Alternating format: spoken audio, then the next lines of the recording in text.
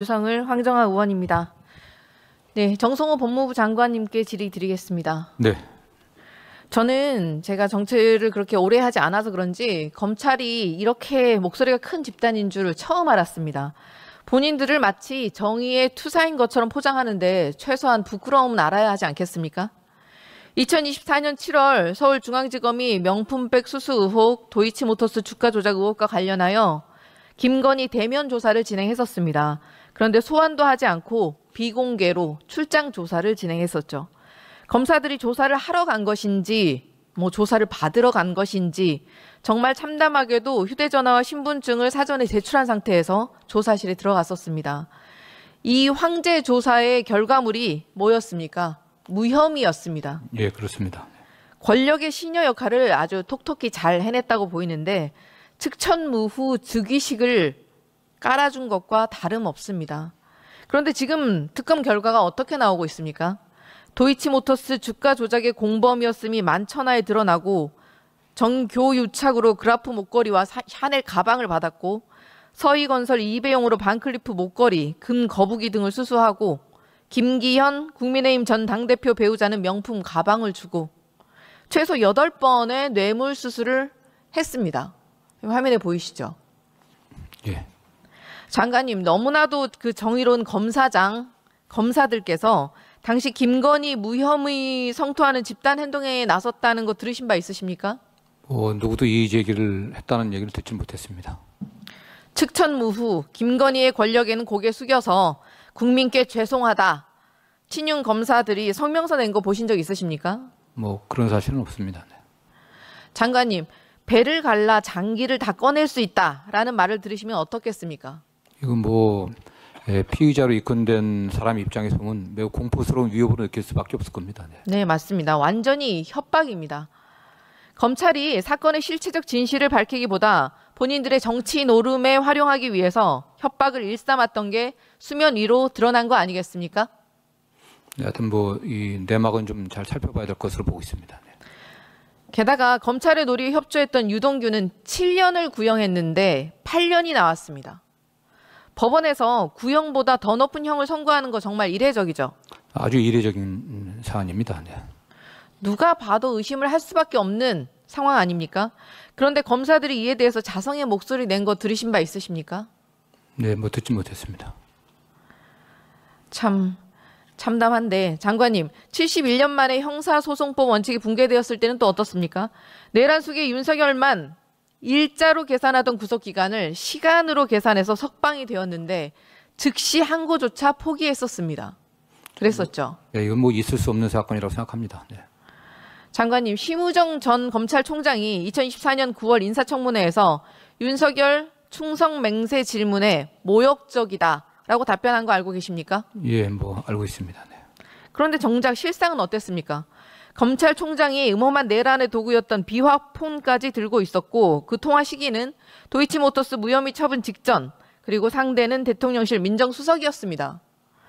장관님, 검사장들이 이에 대해서 심우정 검찰총장에게 해명을 공개적으로 요구한 성명서 보신 적 있으십니까? 예, 보거나 들은 적 없습니다. 네. 윤석열 구속 취소, 즉시 항고 포기에 검사들이 집단으로 공개적으로 항명한 거 아시는 바 있으십니까? 일선 검사들은 항고를 해야 된다는 의견을 표시했다는 얘기는 들었지만은 집단적으로 공개적으로 한 바는 없는 것으로 알고 있습니다. 그랬습니다. 그래놓고 지침으로 다시 구속기간 일로 계산하라고 다시 내려보내기까지 했습니다. 너무 치졸하지 않습니까? 저런 게 바로 윤석열에게 충성하기 위해서 정의를 포기한 것 아닙니까? 좀 안타까운 일입니다. 사실. 장관님, 검사들이 김건희 봐주기 할 때 내란 속에 윤석열 풀어줄 때만 갑자기 눈이 멀고 그때만 갑자기 귀가 먹었던 걸까요? 검찰이 갖고 있는 권한을 선택적으로 행사하는 바람에 검찰에 대한 불신이 생겼다고 보고 있습니다. 네. 네. 권력의 시녀가 되어서 진짜 규정과 법을 완벽하게 어겼을 때는 입국닷하고 있더니 규정에 따라서 이뤄진 항소 자제에 대해서는 검란, 운운하며 뛰쳐나오고 있습니다. 왜 이 검란이 윤석열 정권 시기에는 없었습니까? 수사기관이 막강한 기소 독점권을 휘두르는 정치 노름에 중독되어 있었다는 방증 아닙니까? 네, 어쨌든 일부 검사들이 정치 검사라고 하는 그런 비판을 받으면서 권력의 요구에 따른 걸 수사에 맹종하고 또 그러한 요구에 그냥 따라갔다고 하는 그런 비판이 굉장히 많습니다. 네. 맞습니다. 검찰의 선택적 집단행동 그리고 정치 노름에 국민들이 공감하실 수 있겠습니까? 오히려 윤석열의 공범임을 자백하고 있는 것 같습니다. 이러니 검찰 개혁을 해야 한다는 이야기가 나오고 있는 것입니다. 네, 천대엽 법원 행정처장님 질의드리겠습니다. 예. 지연된 정의는 정의가 아니다라는 게 대법원 다수 의견이라고 지속적으로 말씀 주시고 있습니다. 맞죠? 그렇습니다. 법원 행정처장님, 윤석열 구속 취소 날 언제였습니까? 다시 한번 확인해 보겠습니다. 3월 7일입니다. 예.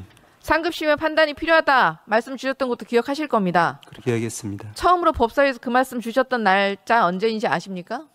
그 직후인 것으로 알고 있습니다. 네, 그 직후 3월 12일이었습니다. 그런데 결국 윤석열은 풀려났고 7월 11일 재구속될 때까지 자그마치 4개월이 걸렸습니다. 윤석열이 아니면 어떻게 이런 특혜를 받을 수 있었겠습니까? 이게 바로 지연된 정의 아닙니까? 저희들도 정의가 지체되면은 제대로 된 실질적인 정의가 아니라는 생각을 가지고 신속한 재판을 위해서 많이 노력하고 있습니다. 한덕수 재판을 담당하는 이진관 판사 얘기해 보겠습니다. 이진관 판사는 재판의 증인으로 채택된 최상목 전 경제부총리와 이상민 전 행안부 장관이 재판에 불출석하자 재판부가 증인들을 반드시 불러내겠다라는 입장 밝혔습니다. 시시비비를 가리기 위해서 당연히 엄중하게 재판을 진행하고 있습니다. 반면에 지기현 판사 어떻습니까? 저녁을 먹어야 해서 재판을 일찍 끝내야 한다. 추가 기회를 잡으려고 하다가 우리 변호사님들 간절한 눈빛에 마음이 약해졌다. 무슨 말입니까 이게? 오히려 윤석열과 원팀이 되었습니다. 변호인 측이 반발하면 어렵게 잡았던 재판마저 취소해버리고 이진관 판사는 11월 중에 종결을 목표로 하고 있다는 대외적인 메시지까지 냈습니다. 처장님, 예. 법적 요건을 단 하나도 지키지 않은 불법 계엄이 터졌습니다. 국민을 처단한다는 말을 담은 포고령까지 발령되었습니다. 상식이 있다면 계엄이 당연스럽게 위법, 위헌이라고 생각하지 않겠습니까? 저희들도 그때 그런 입장을 가졌고 제가 그 뒤에 법사위, 국회에 나와서도 그런 입장을 공개적으로 밝힌 바가 있습니다. 네, 12.3 사태가 21세기 들어서 가장 엄중한 사안으로 봐야 되지 않겠습니까? 매우 엄중한 헌법에 대한 위반 사항으로 저희들 알고 있습니다. 그런데 왜 재판이 이 정도까지 시간이 지연될 이유가 뭡니까? 지금 이 시간에도 어쨌든 그 관련한 사건 재판이 국민들을 위해서라도 헌법과 법률에 따라서 신속하게 지연된 정의가 되지 않도록 결론을 떠나서 재판이 이루어져야 된다는 점에 대해서는 모든 법관들이 공감하고 있으리라 믿습니다. 그 모든 법관에서 지기현 판사가 예외인 모양입니다. 내란 수기에게 시간을 벌어주는 지기현 판사의 행태는 지연된 정의 아닙니까? 원칙만을 다시 한번 말씀드립니다. 지연된 정의는 정의가 아니다라는 말씀을 하시고 싶으시면 법원이 똑바로 항변을 하셔야죠. 그래야 국민이 법원을 믿지 않겠습니까? 처장님, 지기현 판사의 재판 중계 영상 보셨죠? 예, 일부 잠깐 봤습니다. 내란 재판이 무슨 동네 시장에서 흥정하듯이 진행되고 있습니다. 국민 누구나 계엄의 심각성, 이 재판의 엄중함을 절실하게 느끼고 있는데 깃털보다 가벼운 그 지기현 판사의 언행은 적절합니까? 개별 재판의 진행에 대해서 제가 언급하는 것은 적절치 않기 때문에 하고 싶은 말씀은 있지만 말씀드리지는 않겠습니다. 국민의 주권에 역모를 꾀한 자를 보호하는 게 사법입니까? 위원님이 잘 아시는 바와 같이 저희들 국민들을 위해서 사법이 존재하고 국민 주권이 제대로 구현되기 위해서 헌법과 법률에 따라서 재판해야 하는 것으로 모든 법관들이 알고 있으리라고 믿습니다. 이래 가지고 법원이 국민의 신뢰를 받을 수 있겠습니까? 지기현 재판부가 1월에 기일을 추가로 잡겠다고 의중을 보였다는데 윤석열의 구속 기한이 1월 중 끝납니다. 자기 기분에 거슬리면 자기 사람인 한동훈마저 총으로 쏴서 죽여버리겠다는 윤석열이 또다시 길거리를 활보하게 생겼습니다. 이게 바로 대법관들이 자연스럽게 자랑스럽게 생각하는 그 지연되지 않은 정의입니까? 제대로 하셔야 될 것 같습니다. 처장님, 새벽 5시에 휴대전화 몰래 바꿔보신 적 있으십니까? 제 개인적인 일을 물어보시는 것이라면 그런 일은 없습니다. 새벽 5시에 유심칩을 빼서 갈아치워 보신 적 없으시죠? 이게 일반적입니까? 일반적이지 않죠? 답변을 하세요. 예, 오 의원님 말씀하시는 바와 같지 않겠습니까? 최신형 휴대전화로 바꾼 지 2달 만에 또 핸드폰을 바꿔보신 적은 있으십니까? 그것도 새벽 5시에? 없으시죠? 개인적으로는 그런 일이 없다는 걸 다시 한번 말씀드립니다. 그 기이한 행동을 독특한 시점에 지기현 판사가 반복해서 저지릅니다. 지기현 판사는 윤 전 대통령이 구속 취소를 청구한 당일인 2월 4일 오후 3시 23분에 6년 동안 사용하던 휴대전화를 갑자기 그날 교체합니다. 6분 뒤에 다시 기존 기기로 돌아갔다가 다음날 새벽 5시에 새 휴대전화로 완전히 갈아탑니다. 그러고 나더니 갑자기 70년 만에 처음으로 구속기간을 일이 아니라 시간으로 계산하는 역사적인 판결이 탄생합니다. 이게 우연일까요? 처장님, 일반인이 이러면 증거인멸했다고 바로 구속해버리는 게 법원 아니었습니까? 누가 봐도 이거는 뭔가 있구나 싶은 구조 아닐까요? 일반적인 상식선에서? 안 그러면 굳이 새벽 5시에 휴대전화를 바꿀 이유가 있겠습니까? 우연히 겹쳐서? 그런 우연이 겹치면 범죄 아닙니까? 판사님들은 원래 새벽 5시만 되면 휴대전화를 바꾸십니까?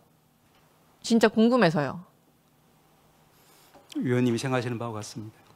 모종의 거래, 모종의 커넥션이 있었다고밖에 볼 수 없는 정황 아닙니까?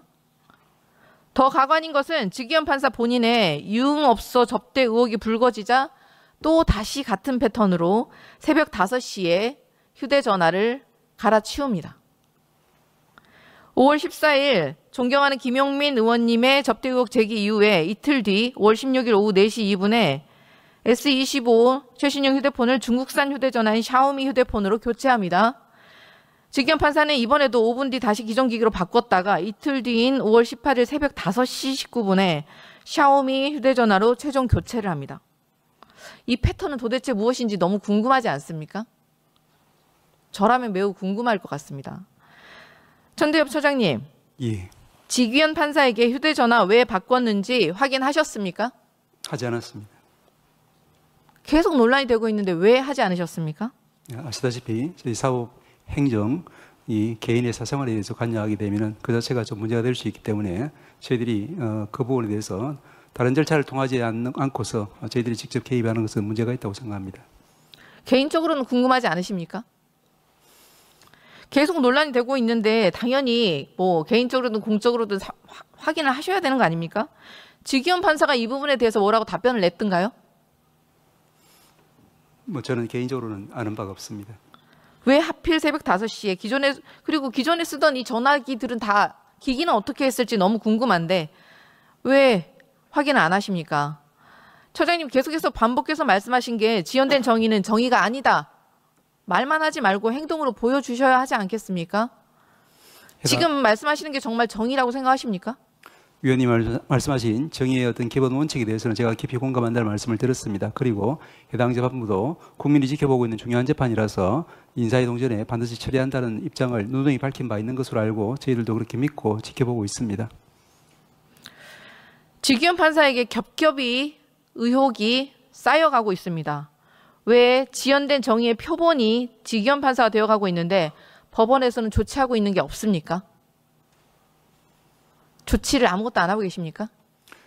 말씀드린 바와 같이 또 아시는 바와 같이 저희들은 이제 그 해당 재판 또 같은 유형의 재판이 신속히 진행될 수 있도록 해당 중앙지방법원뿐 아니라 저희 행정처에서도 여러 가지 물적인 외적인 지원은 지금도 계속 하고 있습니다.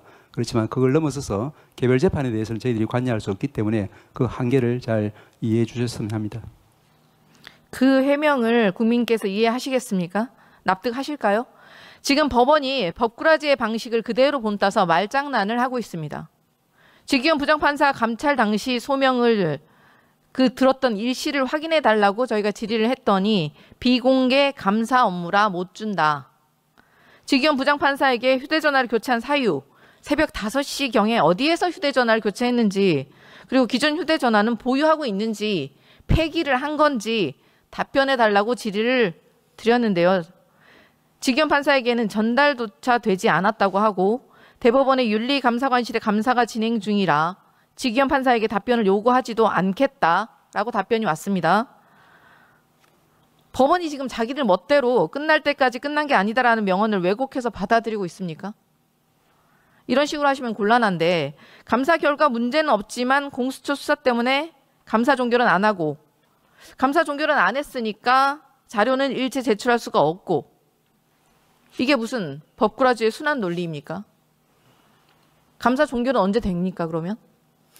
위원님 잘 아시는 바와 같이 지금 윤리감사관실은 독립된 기관이고 지금 제출된 자료만으로는 이제 판단을 내리기 어려운 상황인데 그렇지만 국민들이 주시하는 사안이다 보니까 공수처의 수사 결과를 참고해서 최종적인 결론을 내리겠다는 그런 입장을 밝힌 것으로 알고 있습니다. 그러면 오동 공수처장님 질의드리겠습니다. 내란 속에 단 한 명만을 위해서 사법제도의 틀 자체를 지금 변화시켜버리는 구속 취소가 신청됐던 날 갑자기 휴대전화 바꿉니다. 이거 누가 봐도 이상하지 않습니까? 네, 그런 부분에 대해서 주시하고 또 우리 지금 지기현 부장에 대한 수사에 하면서 참고하면서 수사하고 있습니다. 2달 만에 접대 의혹이 터지다 또 휴대전화를 또 갈아치우고 예단해서는 안 되겠지만 뭔가 찔리는 게 있는 게 분명하다라는 정황상 그런 누구나 합리적인 추론이 가능한데요. 새벽 5시. 너무나도 이상한 행동 패턴 아닙니까? 피의자가 지금 범죄 혐의 모두 부정하고 있고 의혹 시점마다 새벽에 일어나서 휴대전화를 갈아치운 상황이 발생했습니다. 통상적으로는 이런 걸 증거인멸이라고 부르지 않습니까? 그리고 증거인멸이라고 판단되면 구속영장 발부 안 됩니까? 위원님 말씀 유념해서 저희들 수사하면서 그런 부분 주시하겠습니다. 유독 지기현 판사에게는 영장 발부가 참 박절한 것 같습니다. 공수처 입장에서는 당연히 영장 청구했을 것 같습니다. 법원은 어떻게 판단했습니까? 수사 진행되고 있는 부분에 대해서 제가 좀 자세히 말씀드릴 수 없음을 좀 양해해 주시기 바랍니다. 수사에 더 속도를 내주시고요. 지기현이 예란 수계와 모성의 커넥션이 있다면 사법 공개 수준의 게이트 아닙니까? 관련해서 한치의 의혹도 남지 않도록 엄중하게 처분해 주십시오. 예, 잘 알겠습니다.